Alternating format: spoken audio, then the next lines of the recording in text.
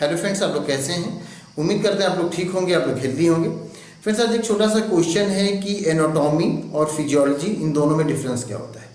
तो एनाटॉमी और फिजियोलॉजी में डिफरेंस होता है कि एनाटॉमी जो है वो कोई ऑब्जेक्ट है, तो ऑब्जेक्ट के डिफरेंट पार्ट हैं, तो उसके उस पार्ट के स्ट्रक्चर की जब स्टडी की जाती है तो वो एनाटॉमी में से आता है। जैसे चाहे आप अगर ह्यूमन के केस में लें, प्लांट के केस में लें, तो जैसे ह्यूमन है तो ह्यूमन की बॉडी के जो डिफरेंट पार्ट हैं तो उन पार्ट की जब स्ट्रक्चर की स्टडी की जाएगी तो उन पार्ट के स्ट्रक्चर की स्टडी ये एनाटॉमी में से आता है। अब वो जो अलग अलग उसके पार्ट हैं, बॉडी के अलग अलग ऑर्गन हैं जो कि एक फंक्शनल एक यूनिट की तरह काम करते हैं, उसकी स्टडी डिफरेंट ऑर्गन की स्ट्रक्चर की स्टडी जब की जाएगी तो वो एनाटॉमी कहा जाता है।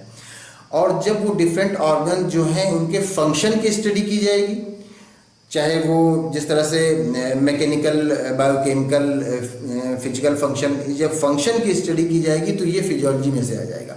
तो कोई भी हमारी बॉडी का जैसे कोई ऑर्गन है, कोई पार्ट है, उसके अगर स्ट्रक्चर की स्टडी कर रहे हैं तो वो एनाटॉमी में से, और उस बॉडी पार्ट की या उस ऑर्गन के फंक्शन की स्टडी कर रहे हैं तो ये फिजियोलॉजी में से आता है। फिजियोलॉजी में हम ये स्टडी करते हैं कि कोई भी बॉडी पार्ट है, कोई भी ऑर्गन है, उसके फंक्शन को स्टडी करते हैं और दूसरे बॉडी पार्ट या दूसरे ऑर्गन से उसका रिलेशन क्या है ये भी हम फिजियोलॉजी में ही स्टडी करते हैं। तो उम्मीद करते हैं आपको एनाटॉमी और फिजियोलॉजी ये दोनों का डिफरेंस अच्छी तरह समझ में आ गया होगा कि एनाटॉमी स्ट्रक्चर की स्टडी है और फिजियोलॉजी फंक्शन की स्टडी है।